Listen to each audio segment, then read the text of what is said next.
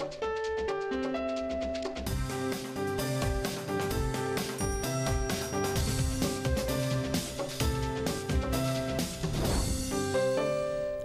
And welcome to ज़रा हट के। मुबश्शिर ज़ैदी, ज़रार खोड़ो और वसतुल्लाह ख़ान का सलाम। ज़ाहिर है वही होना था जो हर बड़े सानहे के बाद होता है, यानी कौम दो हिस्सों में बट गई, सोच बट गई, इदारे बट गए, हर जगह से अजीब कन्फ्लिक्टिंग किस्म की, कन्फ्यूजिंग किस्म की सदाएँ आ रही हैं। मसलन थोड़ी सी अगर मिसाल दूँ, कल आर्मी चीफ साहब ने कोयटा जाके कहा कि सीपैक को निशाना बनाने की साजिश है। आज कोर कमांडर्स मीटिंग के बाद बयान आया कि ये ज़रबे अज़्ब को नाकाम बनाने की साजिश है। वज़ीर आज़म जो हैं वो कल उन्होंने सीपैक की बात की, आज भी उन्होंने एक बयान जारी किया कि ये हमले से हम पस नहीं होंगे। पार्लियामेंट के अंदर मामला उठा। महमूद खान अचकज़ई जो पख्तूनख्वा अवामी मिली पार्टी के सरबराह हैं, उन्होंने भी बात की और उन्हें ख़ासे आड़े हाथों लिया एजेंसीज़ को। उन्होंने कहा कि एजेंसीज़ जो है गदले पानी से सुई ढूंढ निकालती हैं, लेकिन दंदनाते हुए दहशतगर्द उन्हें नज़र नहीं आते। साथ ही उन्होंने ये भी कहा कि हमें ये बात भी देखनी होगी कि हम किसी की प्रॉक्सी वॉर तो नहीं लड़ रहे। बहुत ज़्यादा ज़ाहिर है उस पर मीडिया में भौचाल आ गया उनकी स्टेटमेंट के बारे में, बल्कि पैमरा में स्पीकर कौमी असम्बली अयाज सादिक ने एक एप्लीकेशन भी जमा कराई। उन्होंने कहा कि पार्लियामेंटेरियंस की तकारीर को जिस तरह मीडिया तोड़ मोड़ के पेश कर रहा है या उनकी किरदार कशी कर रहा है, उस बारे में पैमरा एक्शन ले। तो ये सूरत हाल रही। वसत साहब शेख रशीद अच्छा, शेख रशीद साहब को फायदा है या नहीं है? नहीं है मेरा ख्याल है कि बहरहाल शेख रशीद पहुंचे, सोच की नुमाइंदगी करते हैं, उससे अंदाजा होता है कि उधर क्या सोचा जा रहा है। एक गेज है। उन्होंने कहा है कि महमूद खान अचकज़ई रॉ के खाद के एजेंट है। वो और बात है कि खाद अब नहीं है। अच्छा, अचकज़ई साहब ने जो कहा कि मसलन सिर्फ रॉ को इल्ज़ाम देने से काम नहीं चलेगा, बिल्कुल। आज मौलाना फजलुर रहमान ने भी यही बात तकरीबन यही कहा है कि सारे कोयटा को हम हल्का ले रहे हैं, बस रॉ का नाम ले लो, बात ख़त्म हो जाएगी। सेनेट के चेयरमैन रज़ा रब्बानी, उन्होंने बयान जो दिया है वो ये है कि हमें अपने इदारों की पॉलिसियाँ और अपनी जो स्ट्रेटजी है उसको रीअसेस करने की ज़रूरत है। मसलन उन्होंने यही बात एक ज़रा पॉलिश वे में कर दी है। अब मसला ये है कि बीमारी जो है ना कि आप कुछ अलग से नहीं कह सकते, वरना आप पे जो है लोग पड़ जाते हैं। ये 70 साल से हमें जहेज़ में मिलती चली आ रही है, ठीक है। बिल्कुल। जो एक ऑफिशियल नैरेटिव रियासत ने किसी भी चीज़ के बारे में तय कर दिया है, अगर आपने उससे हट के ज़रा सी भी बात की तो आप गद्दार हैं और आप पाकिस्तान दुश्मन हैं। APS के बारे में ऑफिशियल जो नैरेटिव है उससे हट के आप बात नहीं कर सकते। बडावेर में कहाँ से पहुँचे, 120 किलोमीटर का फासला तय करके बडावेर के गेट पे जो कह दिया सो कह दिया, आप उससे डिविएट करेंगे तो आप मशकूक करार पाएंगे। सर आप अपनी क्या बाचा खान यूनिवर्सिटी का नरेशन जो ऑफिशियल है उससे हट के अगर आपने छानबीन की कोशिश की आप मशकूक हो जाएंगे। कोयटा के बारे में अगर आपने कुरेदने की कोशिश की, या फॉर दैट मैटर बलूचिस्तान के बारे में कोई बात करने की कोशिश की, या कश्मीर के बारे में ऑफिशियल पॉलिसी से हट के बात करने की कोशिश की, तो then you are in trouble. You are देशद्रोही, गैर मुहिब वतन, और कुछ भी आप हो सकते हैं। तो ये चीज़ जो है ये हमें जहेज़ में मिलती चली आ रही है, और बजाय इसके कि हम आंखें बंद करने के साथ साथ यूं करने की बजाय आंखें खोल के एक्सक्यूज़ मी क्या मैंने कपड़े पहने हुए हैं, एक दफ़ा देख तो लें। इसकी हमें आदत ही नहीं डली और 70वां यौम आज़ादी आ चुका है सर पे। क्यों देखिए सर, आंखें बंद करके जो नजर आता है वो ज्यादा खूबसूरत होता है। एक शिकवा तो मुझे इमेजिन कर सकते हैं, लोगों से भी खोलेंगे तो पे देखेंगे यार कौन सामने बैठा हुआ है। एक शिकवा तो लोगों से भी करना है मुझे कि इतनी बड़ा एक सानिया हुआ, कम अज़ कम दूसरे शहरों में, बलूचिस्तान को ज़्यादा दूर नहीं है, हमारा ही एक सूबा है, कहीं मैंने नहीं देखा कि कोई ऐसा अवाम का कोई रद्द अमल सामने आया हो। कराची प्रेस क्लब के बाहर कुछ चराग जले थे। तो और बाकी जो है ज़ाहिर है सिविल अस्पताल कोयटा में जाकर के नर्सों ने और दूसरे अफराद अच्छा, जाकर आज भी क्लीशेस का दिन था जी। जैसे नवाज शरीफ साहब जो है उन्होंने इजलास जो है किया, दहशत गर्दों को कहीं छुपने की जगह नहीं मिलेगी, एज इफ कि वो मांग रहे हैं कि यार प्लीज हमें छुपने की जगह दे दो। दुश्मन घबरा के बुज़दिलाना कार्रवाइयों पे उतर आया है। ठीक है, मुझे एक हकीम साहब का वो एक वाक़या याद आ रहा है। एक साहब, उन्हें डायरिया हो गया, वो एक हकीम साहब के पास गए। हकीम साहब ने उन्हें 3 दिन की दवा दी कि ये खाइए, अफाका हो जाएगा। 3 दिन बाद वो इंतहाई कमज़ोरी के आलम में फिर हकीम साहब के पास आए। कहने लगे साहब आपने अजीब दवा दे दी, वो तो उल्टा जो है डायरिया कंट्रोल होने की बजाय उसकी तो रफ्तार ही डबल हो गई है। उन्होंने कहा नहीं, घबराने की कोई बात नहीं है, ये 3 दिन की दवा और ले जाए। वो ले गए। 3 दिन बाद उनका बेटा आया तो हकीम साहब ने पूछा बताओ भाई अब्बा का क्या हाल है? कहने लगे जी अब्बा तो चल बसे। कहने लगे अच्छा हुआ वरना और आते। तो मसला ये है कि बुज़दिलाना कार्रवाइयों पे उतर आया है और ये जो है चीज़ ये असल में दुश्मन की शिकस्त का गम्माज है, ये जो इस तरह की तबाहकारी। बहरहाल अभी होल्ड योर हॉर्सेस, क्योंकि कल जो है सिविल मिलिट्री लीडरशिप दोबारा बैठ रही है और नेशनल एक्शन प्लान जो था उसको दोबारा रिव्यू करेंगे और जो भी डिसीजंस होने हैं फर्दर के क्या करना है वो कल होंगे। जो पहले वाला नेशनल एक्शन प्लान था क्या उस पर अमल हो गया? मतलब रिव्यू क्या कर रहे हैं? वो सब कुछ छोड़े, आपको पता है कि वही बातें होंगी दोबारा। ठीक है, एक हमें सिर्फ, और देखें ज़्यादा क्लीशेज की बात है ना, कभी कभी क्लीशेज का ही आपको इस्तेमाल करना पड़ता है क्योंकि आपके पास और कुछ कहने के लिए नहीं है और हमारे पास और कुछ रिपोर्ट करने के लिए भी नहीं है। तो हम भी वही प्री डाइजेस्टेड प्री चूड क्लीशेज निकाल के उसके टिकर बना के हम चला देंगे। ये बातें ही छोड़ दो यार। अगर आपको असल दवा चाहिए यार, एक ही दवा है आपकी और वो है सच। 100% सच नहीं, क्योंकि 100% सच कोई बर्दाश्त नहीं कर सकता। ठीक है, अगर कल सब सच बोलने लग जाए ना तो अगले दिन पूरी सिविलाइजेशन कोलैप्स हो जाएगी, क्योंकि सिविलाइजेशन और माशरा झूठ की बुनियाद पर ही चलता है। वो तेल है जो हम अपने इंजन में डालते हैं गाड़ी को चलाने के लिए। लाइन भी है किसी की नज़्म की कि सच को झूठ के कपड़ों में बाहर भेजो वरना लोग मार डालें। नहीं, सही बात है और बात बिल्कुल सही है, लेकिन देखें कुछ हकायक हैं जो मेरा ख्याल है कि हर लीडर की जिम्मेदारी है कि वो हमें बताएं कि जी एक तो दहशतगर्दी कोई इंसान नहीं है जिसकी कमर टूटी जाए।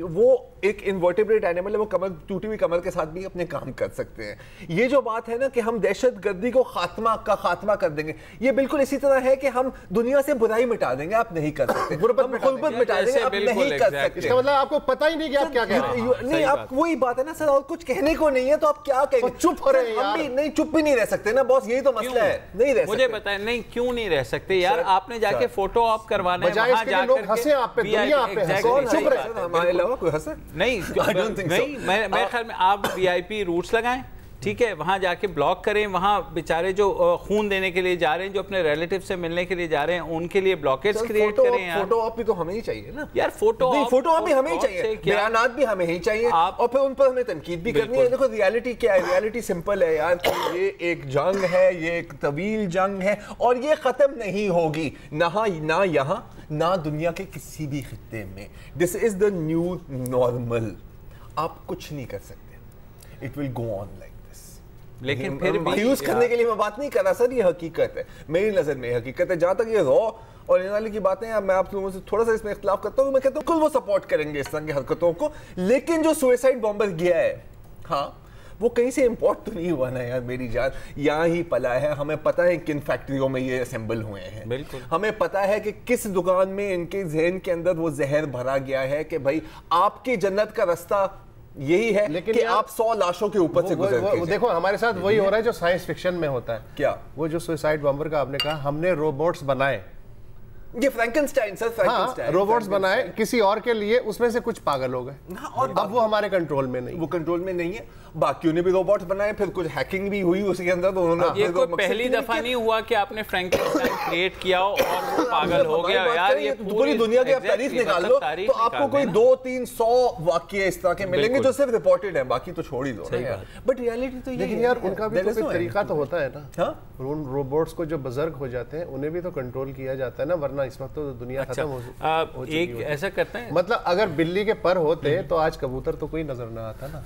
हाँ, लेकिन तो बिल्ली के पर चीले तो है ना, चीले तो फिर भी है ना, चीले तो फिर भी है। अच्छा, हम वापस आएंगे इस ब्रेक के बाद थोड़ी बात करेंगे। सोशल मीडिया पे भी एक नई कोई ऐसी लाइन चल पड़ी है जिसमें बड़े बड़े इन्वॉल्व हो रहे हैं, जिनका ख्याल कुछ और ही है कि ये हमला क्यों किया गया, उस पर बात करेंगे इस ब्रेक के बाद।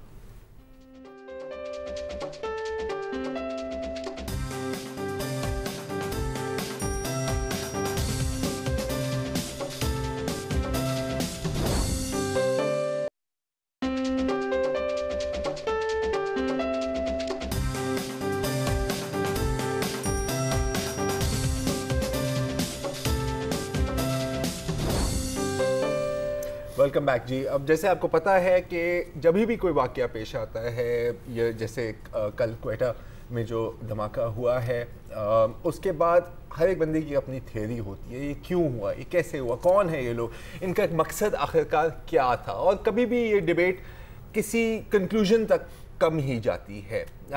लेकिन आज एक और थ्योरी सामने आई है और ये है, हमें भी हैरान कर दिया। हम वैसे एक्चुअली ये बात पहले भी सुनी थी, लेकिन क्योंकि ये अब MNA साहब की तरफ से आई है तो इसको थोड़ा हाईलाइट करने की ज़रूरत है। ये है अली मोहम्मद खान, PTI के MNA हैं, मर्दान से, advocate high court, engineer, university of London, university of Peshawar. तो क्वेटा धमाके के बाद उनकी एक ट्वीट आई, आपके सामने पेश करते हैं, जिसमें उन्होंने कह रहे हैं कि ऐसा क्यों होता है कि जब भी हम PTI वाले कोई major pro Pakistan movement, rigging या करप्शन के खिलाफ शुरू करते हैं तो फिर या तो आर्मी पब्लिक स्कूल हो जाता है या तो क्वेटा ब्लास्ट हो जाती है। ठीक है। और पहले तो मैं बड़ा हैरान हुआ, मैंने कहा यार ये किस तरह की बात कर दी, लेकिन फिर आपको पता है कि जो अब बहुत सारे सपोर्टर हैं जो इसको पढ़ के थोड़ा अपने सर को पकड़ के यूं बैठे हुए कि यार ये आपने क्या कह दिया, लेकिन फिर कुछ और सपोर्टर हैं भी वो कहते हैं कि बिल्कुल बात सही है। और बात सही होने के लिए आपको सबूत भी पेश करना होता है, जो आप ट्विटर या सोशल मीडिया पर प्रूफ्स के नाम से जानते हैं। तो प्रूफ्स विद अ ज़ेड, आपको पता है वो हैशटैग भी होता है। तो एक प्रूफ भी सामने पेश हुआ, प्रूफ भी आपको दिखा देते हैं ऑन द इंटरनेट। ये देखें सर, प्रूफ आपके सामने है, ये क्या है? कि जी लाहौर लॉकडाउन था 2014 में, उसके बाद क्या हुआ, आर्मी पब्लिक स्कूल अटैक। अभी पैनामा मार्च शुरू हो रहा है, उसके बाद क्या हुआ, क्वेटा ब्लास्ट। अब अगर आपका ख्याल है कि मैं क्रिटिसाइज करने वाला हूं, मैं बिल्कुल क्रिटिसाइज नहीं करने वाला, क्योंकि एक मेरी अपनी ज़ाती थ्योरी है जो इसकी वजह से आज साबित हो गई है। वो क्या है? मेरी थ्योरी ये है कि जब भी मैं जागता हूं तो सूरज निकला हुआ होता है, तो जाहिर है इसका यही मतलब है कि सूरज निकलता ही उस वक्त है जब मैं जागता हूं। हाँ, क्योंकि आखिरकार पूरी दुनिया मेरे इर्द गिर्द ही घूमती है ना। तो जो बाकी जो लोग हैं दुनिया में, वो तो क्या कहते हैं ना, जैसे फिल्म एक्स्ट्रा होते हैं, आई एम द स्टार, और मेरी वजह से ही सितारे बाहर निकलते हैं। क्यों? देखिए, मैं ये कह रहा था कि मैं तो उनकी इस बात को 100% मान रहा हूँ। बिल्कुल, मैं भी मान रहा हूँ, प्रूफ से यार। MNA साहब है, प्रूफ ना भी होते तो मैं अच्छा, उनकी बात के बगैर भी मान लेता। लेते हैं, ठीक है। कि ये जब PTI कुछ करने लगती है तो ये इस तरह की वारदात हो जाती है। बहुत आसान है इसका रोकना। वैसे अगर इमरान खान साहब मौलाना समीउल हक के थ्रू ये मैसेज दे दिया करें कि भाई हम ये करने वाले हैं, प्लीज़ इस दौरान कुछ ना करना, तो फिर उस तरह के प्रेस रिलीज़ ना आए कि ये हमला हमने किया है और अमन करीब इनकी वीडियो जारी करना चाहते हैं। कम से कम इतनी बात तो खान साहब की चल सकती है। वैसे to be fair to Khan साहब, उन्होंने फिर भी एक बैलेंस्ड बात की है। आज जो भी बात की है इसको ओन नहीं किया, लेकिन इस तरह की बातें अभी भी हो रही हैं। इस तरह की बातें यार ये बात सुनो भाई, निकली हुई गोली या फायर को ओन करना तो मतलब ऐसा ही है कि आपको गोली पकड़ के लाके वापस घर में डालें। पाकिस्तान की पूरी तारीख में यही 2 दहशतगर्द हमले हुए हैं। हाँ, यही मतलब जो और तो कुछ नहीं हुआ। जाहिर है उस वक्त जब गुलशन इकबाल का वाकया हुआ था तब तो कोई धरना नहीं था। जब वाघा बॉर्डर का वाकया सोचा जा रहा था, और वाघा बॉर्डर पे जब वो अटैक हुआ था तब भी जाहिर है इनकी स्ट्रेटजी बन रही थी और ये बिल्कुल तैयार ही थे धरने के लिए। वो तो उस वजह से रुक गए कि हो नहीं पाया। अगर आप लोगों का ख्याल है कि ये थ्योरी सिर्फ सोशल मीडिया पर चल रही है तो ना करो यार। मतलब अगर आपको मैं दिखा दूं कि ये जो है ना टेलीविजन शोज के ऊपर भी ये चीज़ चली है तो कैसा है, दिखाइएगा मेरे भाई। जहां पर कोई करप्शन का खेल होता है शुरू, जहां पर कोई तहरीक चलती है, जहां पर कोई बात होती है पनामा लीक्स की, ये कोई इनके मददगार है जो आ जाते हैं सामने अचानक। यानी कभी APS हो जाता है, साने पेशावर हो जाता है। बिल्कुल, ये लोग मददगार बैठे हुए हैं इनको भगवानों से निकालने के लिए। कभी एक तहरीक टीओआर बनने की बात होती है तो बलूचिस्तान में किसे जाता है। यानी आज आप देखिए ना आज पनामा लीग का जिक्र हो रहा है, ना वो तहरीक का जिक्र हो रहा है। मैं ये नहीं कि मैं इसको सपोर्ट कर रहा हूँ, मैं कह रहा एहतसाब, यानी वो कहाँ गया सारा मामला। और कभी जो और कश्मीर भी गायब, कश्मीर यानी इनके कौन से सहूलतकार हैं, कोई इनके हमदर्द बैठे हुए हैं या क्या चक्कर है कि जहां पर कोई क्राइसिस आता है तो कोई तवज्जो हटाओ मुहिम बड़ा वाकया सानिया पेश आ जाता है। जी सर, आप तुम मेरा नाम क्यों नहीं लेती? जॉन साहब कहते थे ना। हाँ, नवाज शरीफ का सीधा सा नाम ले। मैं इस छोटा सा वो कह दूं कि हर शाख पे एंकर बैठा है, तो वो कोई ऐसा नहीं है कि मतलब ये अकेले नहीं है। भाई अक्लो दानिश वाले जो एंकर है वो भी यही बात कर रहे हैं, और जो अहमद रजा कसूरी, चलो अहमद रजा कसूरी उनको अब जीरो नहीं बताने तो दो। नवाज शरीफ ने क्वेटा धमाका रॉ की मदद से करवाया ताकि इमरान खान की एहतसाब खत्म हो जाए और नवाज शरीफ बच जाए। और मैं आपको बताता हूँ एक और भी डिबेट चल रही है। अब लोग कह रहे हैं कि अब देखना अब लाइन ऑफ कंट्रोल पे भी फायरिंग शुरू हो जाएगी। अच्छा, अब ये जो लिंक बन रहा है ना, ये बड़ा मजेदार लिंक बन रहा है कि देखिए ये काम रॉ ने किया, ठीक है। रॉ है इंडिया की, इंडिया के वजीर आजम मोदी का यार कौन है? नवाज शरीफ। और वो क्या है? वजीर आज़म गद्दार यार, गद्दार नहीं, मोदी का जो यार है गद्दार ही है ना यार, वो मैं पॉइंट। लेकिन अजीब बात है, तो मतलब कि एक हॉटलाइन है जो मॉनिटर नहीं होती और जो कि तमाम एंकर्स को मिल जाती है। ये उनको पता होता है कि वो पहले जाते हैं अफगानिस्तान में मैं तुम्हें बता रहा हूँ। और मैं कहता हूँ बिल्कुल यार ये बिल्कुल है। हाँ, ये आज़ाद कश्मीर के इलेक्शन कैसे जीत गया कि मसलन आप कितने भूले हैं यार, कैसे जीत गए? सर रॉ की वजह से जीते हैं और किसकी वजह से जीते हैं यार? वो तो चाहते हैं ना कि आपका नैरेटिव खराब हो। एनीवे पॉइंट इज और एक मुहिब्बे वतन जमात तहरीक इंसाफ को 2 और दूसरी मुहिब्बे वतन जमात पीपल्स पार्टी को 2 सीटें मिली। सर मैं आपको दोबारा ट्वीट दिखाऊं क्या हो गया? सर देखें, पहले आपको समझ नहीं आई यार, सीरियस हो जाए, आप समझ नहीं रहे, आप सीरियस हो जाए। थोड़ी सी बात वही आती है मेरे भाई कि आप जितनी भी रेटरिक क्रिएट कर लें तो यार भाई रॉ को जब अगर पकड़ना है तो पकड़ो ना। अब कल वो एक ट्रेंड पीटीआई के जो स्प्लिंटर ग्रुप है फरहान विर्क एंड कंपनी, उन्हें चलाया कि कुलभूषण को फांसी दो, कुलभूषण को लटका दो। तो यार भाई दे दो अगर प्रूव है यार।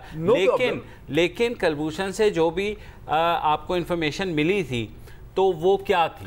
और इंफॉर्मेशन की बुनियाद पे आपने इंतजामात किए एग्जैक्टली। और कहां से पकड़ा गया था वो बलूचिस्तान ईरान बॉर्डर से पकड़ा गया था। तब ये बताया गया था कि हमने इतनी बड़ी यहाँ पे खत्म कर दिया है, पूरा नेटवर्क तोड़ दिया है, इतने लोग पकड़ लिए हैं। बलूचिस्तान के बारे में छोड़ दें, देखिए जितने आप नेटवर्क तोड़े फिर भी मजीद होते हैं, स्प्लिंटर सेल्स होते हैं, वो बात। तो फिर कुलभूषण में बताया क्या? पता है प्रॉब्लम, मेन प्रॉब्लम मेरी नजर में यही नहीं है। हम हमेशा कहते हैं ना कि दहशतगर्दों के खिलाफ नैरेटिव होना चाहिए।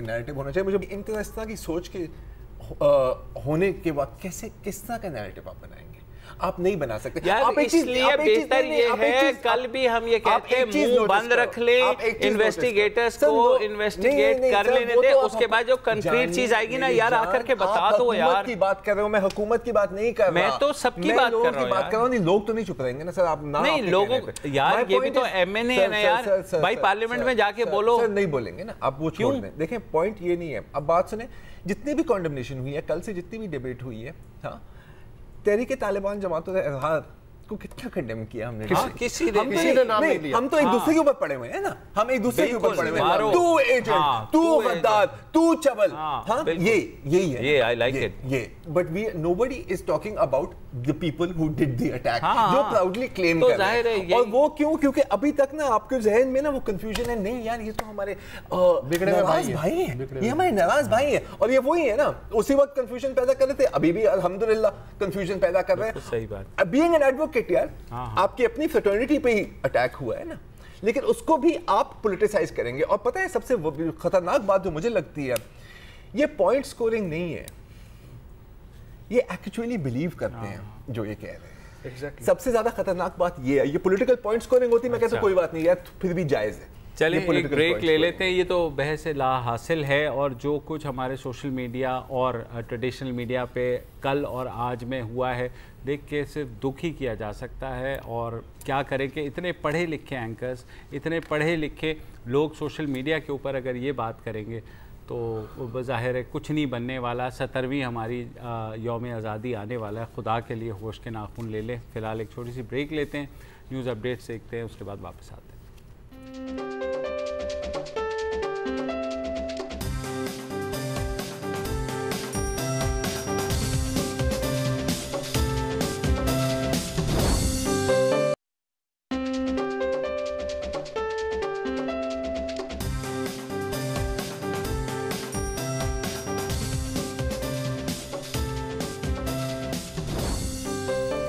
Welcome back. भारत के वज़ीर आज़म नरेंद्र मोदी साहब को बोलने का बहुत शौक है। जीएसटी पर बोले, दलितों पर जो आजकल ज़्यादतियाँ हो रही हैं हिंदुस्तान पर, उस पर बोले, और अब आखिरकार 30 दिन और तकरीबन 70 लाशों के बाद कश्मीर पर भी बोल पड़े। क्या बोला आपको सुना दे। कभी कभी क्रिया हो, जिन बालकों के हाथ में, जिन युवकों के हाथ में, जिन बच्चों के हाथ में लैपटॉप होना चाहिए, जिन बालकों के हाथ में वॉलीबॉल का बॉल होना चाहिए, क्रिकेट का बैट होना चाहिए, मैदानों में मस्ती से खेल होना चाहिए, हाथ में किताब होनी चाहिए, मन में सपने होने चाहिए, आज ऐसे निर्दोष बालकों के हाथ में पत्थर पकड़ा दिए जाते हैं। कुछ लोगों की राजनीति तो चल पाएगी, लेकिन मेरे इन भोले भाले बालकों का क्या होगा, मेरे इन भोले भाले बच्चों का क्या होगा। और इसलिए इंसानियत, कश्मीरियत, इसको दाग नहीं लगने दिया जाएगा, इसको चोट नहीं पहुंचाने दी जाएगी। भोले भाले बालकों का पता नहीं मेरे क्या होगा। आंसू आ गए। मैं बिल्कुल आई नो, लेकिन पता है यार, लोग बड़े संगदिल हैं, खासतौर पे ये जो बाकी इंडियन सियासतदान है ना यार, जैसे उमर अब्दुल्ला साहब, साबिक वजीर आजम रहे हैं, वजीर आला सॉरी मकबूजा कश्मीर के। उन्होंने सिर्फ एक जवाब दिया इसका ट्वीट में, और वो था फाइनली, आखिरकार। गुलाम नबी आजाद जो हैं राज्यसभा में कांग्रेस के ऑपोजिशन लीडर, हाँ, उन्होंने कहा कि यार ये पता नहीं इतनी देर क्यों लगाई दलितों पे। पहले इसलिए बोला क्योंकि 1-2 माह में पंजाब में इंतखाबात होने वाले हैं, ईस्ट पंजाब में, और वहां पर दलितों की बहुत ज्यादा वोट बैंक है, यहाँ से आपको कुछ मिलना नहीं था, चुनाचे और कल आखिरी जरूरत नहीं थी। आखिरी जो डेस्परेट अपील थी ना, वो कश्मीर की जो चीफ मिनिस्टर है महबूबा मुफ्ती, उन्होंने की थी कि खुदा के वास्ते कुछ कह दो, अब तो एक महीना हो गया है, प्लीज जलील हो गई हूं मैं, जलील हो गई हूं। अच्छा, तो बयान ये दिया। अच्छा, मोदी जी ने आगे भी कुछ कहा था। मसलन ये है कि कश्मीरी उतने ही आज़ाद हैं जितने बाकी भारत के शहरी हैं। बिल्कुल ठीक है। रियासती हुकूमत और मरकजी हुकूमत मसाइल के हल के लिए मिलजुल के काम कर रही है, मगर कुछ लोगों से ये हजम नहीं हो रहा और वो तबाही के रास्ते से चिमटे हुए हैं। हम इन मुट्ठी भर लोगों से निमट, और मुट्ठी भर लोगों की वजह से आपने पूरे मतलब 70 लाख पूरे जनूबी एशिया में बंद कर दिया है। पूरे जनूबी एशिया में ये वोकैबुलरी आम है, जिस जो चाहे इस्तेमाल कर सकता है। इसका कोई मतलब साउथ क्लीशे। अच्छा, मजे की बात यह है कि ये तो चले ऑफिशियली इन्होंने जो कहा, एक गुनाह बेलज्जत या बेहरू का एक बयान साइकिल स्टाइल किस्म का दे दिया, चले रस्म पूरी हो गई। लेकिन वहाँ अब जो इंटरनली क्रिटिसिज्म हो रहा है ना, पॉलिटिकल और सोशल लेवल पे, वो भी बेनज़ीर है, उसको हमें इग्नोर नहीं करना चाहिए। मसलन CPIM के राज्यसभा में जो पार्लिमानी लीडर हैं Sitaram Yechury, communist party of India, ji, उन्होंने कल ये बयान दिया कि ये जो पैलेट गन्स इस्तेमाल की हैं कश्मीर में पुलिस ने और BSF वगैरह ने, ऐसा तो इसराइलियों ने फ़लस्तीन में भी नहीं किया। और ये एक बहुत बड़ी मिसाल है ना, क्योंकि उन्होंने एक सब कुछ किया है। एक पार्लिमानी पार्टी का लीडर जो है वही खुलेआम कह रहा है। हाँ, JNU आपको पता होगा, बिल्कुल, कन्हैया कुमार वगैरह अभी कुछ दिनों पहले JNU फिर एक्टिव हो गया है कश्मीर के मामले पे। और एक खातून थी शैला रशीद, आपको याद होगा, वो भी अरेस्ट हुई थी उस जमाने में।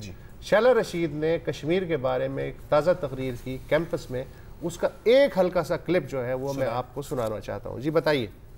इस बात को रिकॉर्ड कीजिए कि इस कैंपस में 28 और 29 तारीख को RSS एक सेमिनार करवा रहा है 2 दिन का। किस चीज पर? कश्मीर के मुद्दे पर। क्यों करवा रहा है?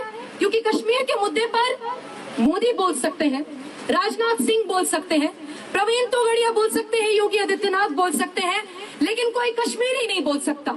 जब कोई कश्मीरी कश्मीर के बारे में बोल दे, उसका जुबान काट दो, उसको जेल में डाल दो, उसको फेक एनकाउंटर में मार दो। लेकिन अगर कोई कश्मीर पर बात कर सकता है, वो कौन है? आरएसएस।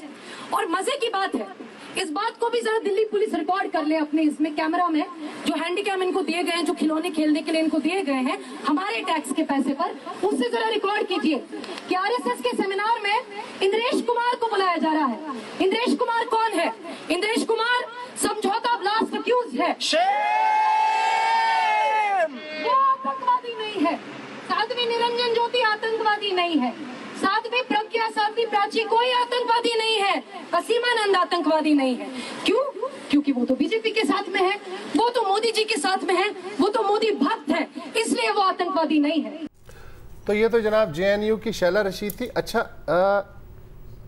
अब तक ऑफिशियल नैरेटिव इंडिया में, पाकिस्तान की तरह इंडिया में, कश्मीर में जो कह दिया सो कह दिया, मीडिया की जो अक्सरियत है। हाँ, और ये आप देखें ना, सारे देशद्रोही इकट्ठे हो गए हैं। नहीं, ये तो सोशल मीडिया में बेचारे हैं ना। हाँ। मीडिया की जो मेजॉरिटी है वो वही तोते की तरह जो है, तो कश्मीर की पे उनकी पॉलिसी है, तो वो उसके पीछे लगी हुई है। लेकिन मैं देख रहा था CNN IBN एक चैनल, जी, उन्होंने बाकायदा एक पोल करवाया CNN IBN कि कश्मीरी बेसिकली चाहते क्या है, मसला क्या है इन लोगों का, मसला क्या है।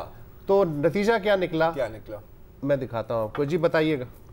India stands at the very brink of her nationhood. Let's get you the national results of our SMS poll. The Jammu and Kashmir crisis is Azadi, an idea whose time has come. What are you telling us at the start of the show? 70%, in fact, are there saying yes, and 27% are saying no. So a big majority there are saying yes, Azadi is an idea whose time has come. On that point, crossfire. Sir, जी, इसके बाद हाँ, channel बंद नहीं हुआ वहाँ। Channel बंद नहीं हुआ। 70% लोग ये बता रहे हैं कि आज़ादी मांग रहे हैं भारत से। अच्छा, अब ये जो आज़ादी वाली बात है ना, अभी उमर अब्दुल्ला का मैं एक इंटरव्यू पढ़ रहा था, उसमें बहुत डिटेल्स, उसमें मैं नहीं जाऊंगा अभी, लेकिन उससे पूछा गया कि ये जो बात की जाती है ना कि ये सारी दहशतगर्द इस्लामाइजेशन हो गई है इस प्रोटेस्ट की, इसके बारे में आपका क्या ख्याल है? उसने कहा कि यार आपको यहाँ पर कई तालिबान और अलकायदा नजर आ रहे हैं। जो मस्जिदों से आवाज दी जा रही है वो आज़ादी के लिए है, दैश के लिए नहीं। सही कह रहे। अच्छा, एक जर्नलिस्ट हैं इफ्तिखार गिलानी, बड़े मशहूर भारतीय कश्मीर के, आजकल दिल्ली में मुकीम है। उन्होंने एक आज आर्टिकल लिखा, रोज़नामा दुनिया में छपा हुआ भी है, तो उन्होंने कुछ खबरें दी हैं।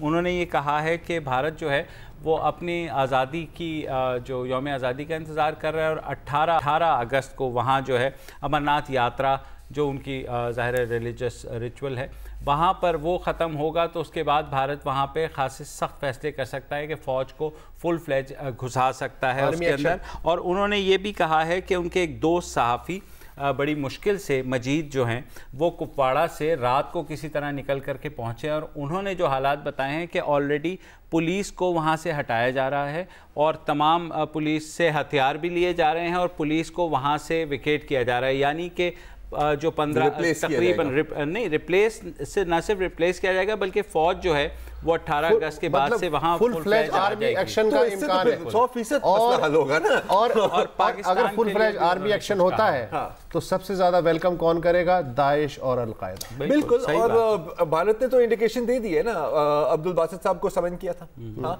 कि आप दहशतगर्दी फैला, वो तो अपना narrative 100% full speed 4th gear में डाल के चला रहा है। यानी इंडिया कश्मीर को वहां पहुंचा रहा है जहां बाद में वो कहेगा मैंने क्यों पहुंचा दिया।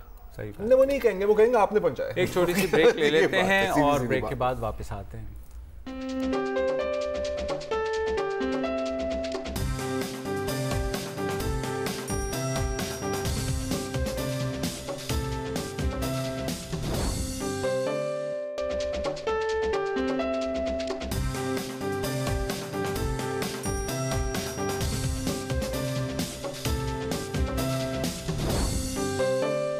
Welcome back. चीज़ें कितनी भी मुश्किल हो जाएं, उम्मीद का दामन ज़ाहिर है हाथ से नहीं छोड़ना चाहिए, और कहीं ना कहीं कोई फूल एक ऐसा खिलता है जो हमें दोबारा ये एहसास दिलाता है कि ज़िंदगी जो है बाकी है, उम्मीद बाकी है, चीज़ें बेहतरी की तरफ हो सकती हैं।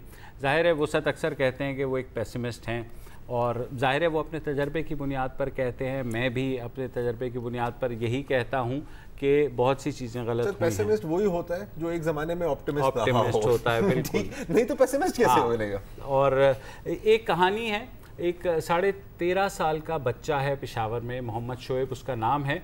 टेनिस में वो बहुत नाम कमा रहा है, उसने लोकल लेवल पर, रीजनल लेवल पर, नेशनल लेवल पर खासे तमगे जीते हैं और शील्ड्स ली हैं।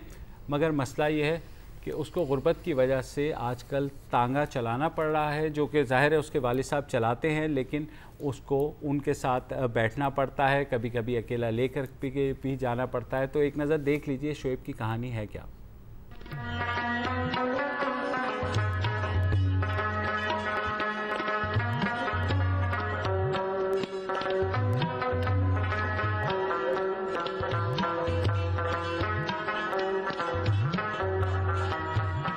घोड़ा गाड़ी चलाता अपनी मंजिल की तरफ रवां दवां, ये कोई पेशावर कुजवान नहीं बल्कि ये टेनिस का बेहतरीन खिलाड़ी मोहम्मद शोएब है, जिसने कौमी और बैनुल-अक़वामी सतह पर बेशुमार अवार्ड्स हासिल किए। शोएब मुस्तकबिल में भी बेहतरीन कारकर्दगी दिखाने का ख्वाहिशमंद है, ताहम गुर्बत और तंगदस्ती इसके ख्वाबों की ताबीर में बड़ी रुकावट है। अगर हुकूमत की सरपरस्ती न में तो मैं टेनिस छोड़ दूंगा और टांगा ही चलाना पड़ेगा।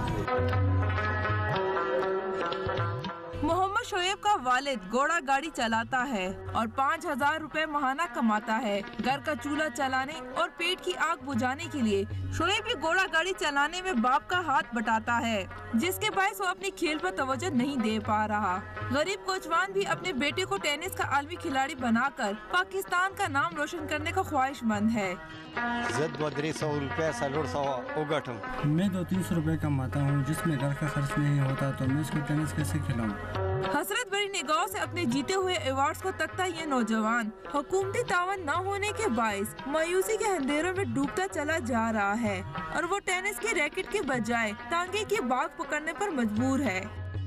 कौमी और बैनुल-अक़वामी सतह पर खेलने वाले इस सितारे को अगर हुकूमती सरपरस्ती हासिल हो जाए तो ये मुल्क और कौम का नाम रोशन कर सकता है। कैमरामैन काशान अरशद के साथ हेरा शॉट, डॉन न्यूज़, पेशावर। ये थी मोहम्मद शोएब की कहानी। अब आपको इस तरह की मिलती जुलती एक और कहानी सुना देते हैं। नरगिस गुल की 16 साल की लड़की है, खाना बदोश है, चकवाल की रहने वाली, और अभी हाल में 1004 पॉइंट हासिल किए हैं मैट्रिक में। अपने ख़ानदान की पहली फ़र्द है, मतलब पूरी क्लैन की इनफैक्ट, जिसने किसी भी किस्म की तालीम हासिल की है। और इनको देखकर, इनसे इंस्पायर होकर इनके 2 कज़न हैं, आकाश हसन और अक्सा बीबी, इंसिस्ट कर रहे हैं कि जी हम भी स्कूल जाएंगे। अव्वल पोजीशन पूरे बोर्ड में लिए है इन्होंने, जो कि जाहिर है एक बहुत ही इंस्पायरिंग स्टोरी है, लेकिन उन्हीं के ज़बानी सुन लेते हैं। उनकी ज़बानी सुन लेते हैं। मोहम्मद शोएब टेनिस के शौकीन है, ये स्कूल की शौकीन है। ज़रा सुन लें नरगिस को। मैंने बहुत मेहनत करके और बहुत ही मुश्किल हालात के साथ ये 1004 मार्क्स लिए हैं मैट्रिक में, और हमारे पास ना ही अच्छा खाना पीना है और ना ही अच्छी रहाइश है।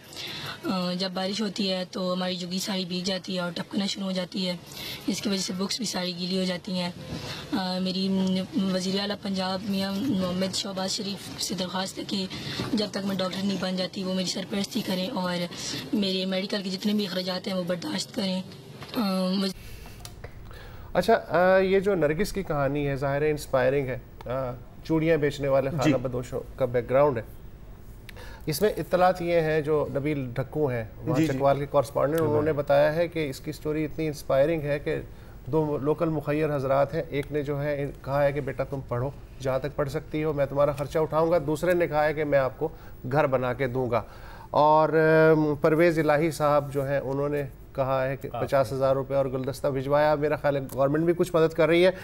ये मोहम्मद शोएब हो या नरगिस हो, इन्होंने बग़ैर हुकूमत के मदद के यहाँ तक पहुँचे हैं, तो इनको अपने ऊपर एतमाद है। हम जो बार बार कहते हैं ना हुकूमत करे, करे तो करे, ना भी करे, तो इनमें इतना एतमाद है कि इन्होंने अपने तौर पे ये सब किया है। लिहाजा अपने बल पे बेटे बढ़ते रहो आगे, और इंशाल्लाह तुम्हें किसी मदद की ज़रूरत नहीं रहेगी, तुम अपनी मदद खुद हो। इजाज़त दीजिए, खुदा हाफिज़।